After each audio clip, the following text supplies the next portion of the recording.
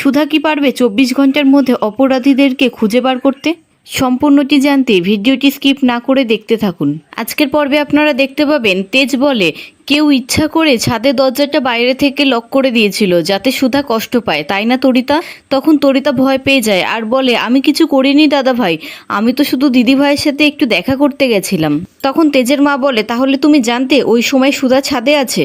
তখন তেজের বাবা বলে ওইসব কথা এখন ছাড়ো মা, সুধাকে তুমি শাস্তি নয় পুরস্কার দেওয়া উচিত। তখন তেজ বলে এই কাজ একমাত্র অভিজ্ঞ মালি ছাড়া আর কেউ করতে পারে না, সেই কাজ সুধা একা হাতে করে দেখিয়ে দিয়েছে, তার মানে ও এটাই প্রমাণ করেছে যে মেয়েরা চাইলে সবকিছুই করতে পারে। তখন সমুদ্র বলে ঠাম্মি বৌদি কিন্তু কথা দিয়ে নিজের কথা রেখেছে।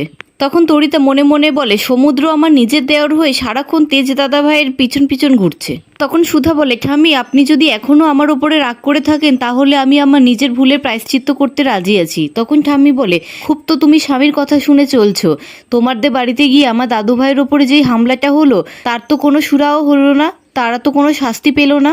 সত্যি যদি তুমি আমার দাদু ভাইয়ের এত ভালো চেয়ে থাকো তাহলে তুমি ওদেরকে খুঁজে বার করো, খুঁজে বার করে ওদেরকে শাস্তি দাও, তাহলেই বুঝবো মেয়েরা সব কিছু করতে পারে। কি পারবে? তখন সুধা বলে হ্যাঁ ঠাম্মি আমি পারবো। তখন ঠাম্মি বলে তবে একটা শর্ত আছে, এই বাড়ির কেউ যেন তোমাকে সাহায্য না করে। তখন সুধা বলে ওনার ওপর যারা হামলা করেছিল 24 ঘন্টার মধ্যে তাদেরকে আপনার সামনে নিয়ে আসবো। অন্যদিকে তেজ বিজিতকে ফোন করে বলে সবটা ব্যবস্থা হয়ে গেছে তো? তখন বিজিত বলে হ্যাঁ হয়ে গেছে। তখন তেজ মনে মনে বলে আজকে সবটা প্রমাণ হয়ে যাবে বিয়ের দিন সুধার চিঠিটা কি করে বদলে গেছিল, আর সুধার ওপর থেকে মিথ্যেবাদী বদনামটা আমি সরাবই, এটা আমার প্রতিজ্ঞা। অন্যদিকে সুধা মনে মনে বলে দিরাগমনে গিয়ে ওনার উপর যারা হামলা করেছিল তাদেরকে আমি শাস্তি নিজের হাতে দেব, এটা আমার প্রতিজ্ঞা। অন্যদিকে ইমন একটা ক্লায়েন্টকে বলে আপনি চিন্তা করবেন না, ঠিক সময়ে আপনার তত্ত্ব ডেলিভারি হয়ে যাবে, আমি শহরে বেস্ট মিষ্টি দোকান থেকে মিষ্টি কিনে আপনাকে ডেলিভারি করে দেব। তখন লোকটি বলে বেস্ট দোকান থেকে মিষ্টি আমরাও কিনতে পারতাম, আমি চেয়েছিলাম আপনাদের শেফের হাতে বানানো মিষ্টি, আর সেটা যদি দিতে না পারেন তাহলে আমাকে টাকাটা ফিরিয়ে দিন, না হলে আমি আপনার এগেনস্টে কেস করতে বাধ্য হব।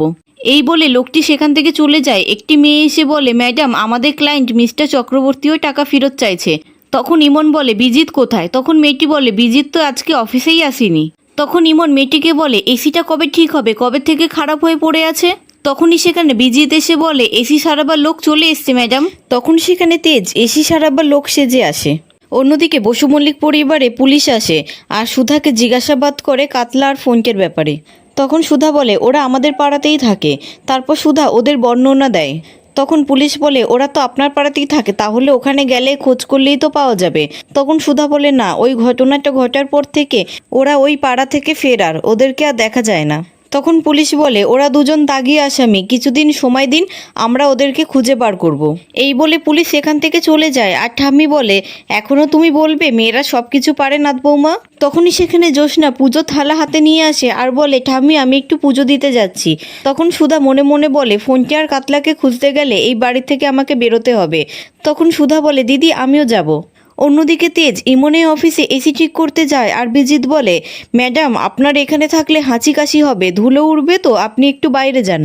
তখন ইমন বলে হ্যাঁ চলো, তোমার সাথেও আমার কথা আছে। এই বলে ইমন সেখান থেকে চলে যায়। তারপর তেজ মনে মনে ভাবে বিজিত আর টিয়া তেজকে বলেছিল যখন সুধা চিঠি টিয়া এসে তেজের হাতে দেয় তখন ওখানে অনেকগুলো ক্যামেরাম্যান ছিল, আপনি বিয়ের র ফুটেজটা চেক করলেই বুঝতে পারবেন। তখন তেজ বলে ওই র ফুটেজটা আমি কোথায় পাবো? তখন বিজিত বলে ইমন ম্যাডামের ল্যাপটপে, কিন্তু ল্যাপটপটা পাসওয়ার্ড দেওয়া আছে। তারপর তেজ ইমনের ল্যাপটপে নানান পাসওয়ার্ড দিতে থাকে কিন্তু পাসওয়ার্ড রং দেখায়। তখনই ইমনের ফোনে একটা ফোন আসে আর বিজিত মনে মনে বলে জামাইবাবুকে আবার ম্যাডাম দেখে ফেলবেন না তো? অন্যদিকে জ্যোৎস্না বলে সুধা আবার কোথায় গেল? অন্যদিকে সুধা কাতলা আর ফোনটের মার কাছে গিয়ে কাতলা আর ফোনটের ব্যাপারে জিজ্ঞাসা করতে থাকে। তখন কাতলার মা বলে 7 দিন হয়ে গেল ওরা আমার খোঁজও নেয় না, দুটো ছেলেই আমার অমানুষ তৈরি হয়েছে, আর শুধু বলতো একটা বস আছে সে ওদেরকে আশ্রয় দেবে।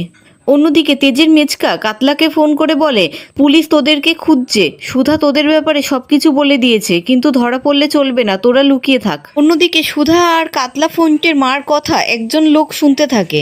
তখন সুধা লোকটিকে দেখে ফেলে আর লোকটি সেখান থেকে পালায়, আর সুধা লোকটিকে ধরার জন্য লোকটির পিছনে ছোটে। তারপর সুধা লোকটিকে ধরে বলে বিশু কাকা তুমি আমাকে দেখে পালাচ্ছিলে কেন? তুমি কি জানো কাতলাদার ফোনটি কোথায়? আমি ঠাম্মিকে কথা দিয়েছি, যারা ওনার উপর হামলা করেছিল তাদেরকে আমি 24 ঘন্টার মধ্যে ঠাম্মির কাছে নিয়ে যাব। তুমি কি জানো ওরা কোথায়? অন্যদিকে ইমনের ফোনে একটি রং নাম্বার আসে। তারপর ইমন কথা বলতে বলতে তেজের কাছে যায় আর বলে, এসিটা ঠিক হলো, আর কতক্ষণ লাগবে? তখন তেজ বলে, খারাপ জিনিস ঠিক করতে তো একটু সময় দিতেই হবে। তখন ইমন রেগে গিয়ে বলে, আর কত সময় দিতে হবে? একে তো এত গরম, তার মধ্যে এই কটা লোককে সামলাতে আমি নাজেহাল হয়ে যাচ্ছি। তখন তেজ বলে, যতটা সময় লাগার ততটা সময় তো দিতেই হবে। আপনি এক কাজ করুন, বাইরে গিয়ে বসুন। তখন বিজিত বলে, হ্যাঁ ম্যাম, আপনি বাইরে গিয়ে বসুন। তখন ইমন রেগে গিয়ে বলে, এটা আমার কেবিন, আমি বাইরে যাব কেন? ও এসি ঠিক করুক, আমি এখানেই বসবো। তারপর ইমন নিজের ল্যাপটপ নিয়ে বসে। তখন তেজ ল্যাপটপের পাসওয়ার্ডটা দেখে নেয় আর মনে মনে বলে, ইমন যদি এখানেই বসে থাকে তাহলে তো আমি আমার কাজটা করতে পারবো না, ওকে তার আবার একটা ব্যবস্থা করতেই হবে। তখন তেজ একটি গ্যাসের বোতল ইমনের চেয়ারের তলায় দিয়ে দেয়। তখন কেবিনের মধ্যে গ্যাস ভরে যায় আর ইমন বলে, আপনি কি করছেন? আপনি এসি ঠিক করতে পারেন কিনা বলুন তো? তখন তেজ বলে, গ্যাস লিক হয়ে গেছে, এই জন্য তো বলছিলাম আপনি একটু বাইরে গিয়ে বসুন। তখন ইমন কাঁচতে কাঁচতে বাইরে বেরিয়ে যায়। অন্যদিকে সুধা বলে, বিশু কাকা তুমি চুপ করে থেকো না, বলো ফোনটাকে কোথায় দেখেছো? তখন বিশু কাকা বলে, তোর বোন দোয়েলের সাথে আমি ফোনটাকে দেখেছি।